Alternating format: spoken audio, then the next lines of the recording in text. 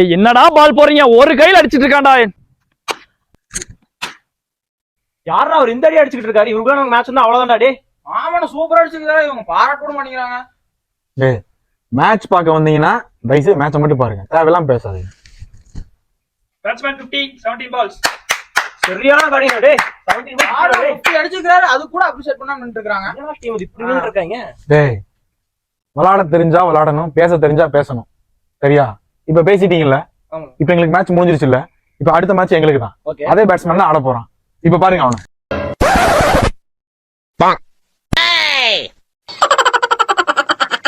என்னங்க இவரு போன மேட்ச் அந்த அடி அடிச்சாரு, இந்த மேட்ச் என்னங்க உடம்புல அடி வாங்கிட்டு இருக்காரு? இப்ப புரியுதா? என் மாப்பிள்ள போன மேட்ச் பிடிச்சடிச்சு சின்ன டீம். சின்ன டீம்னா எப்பவுமே அவன் பிரிச்சு மேய்ஞ்சிருவான், பெரிய டீம்னா அவனை பிரிச்சு மேய்ஞ்சிருவாங்க. அப்புறம் ஏன்னா அவர் ஓப்பனிங் இறக்கிடுறீங்க?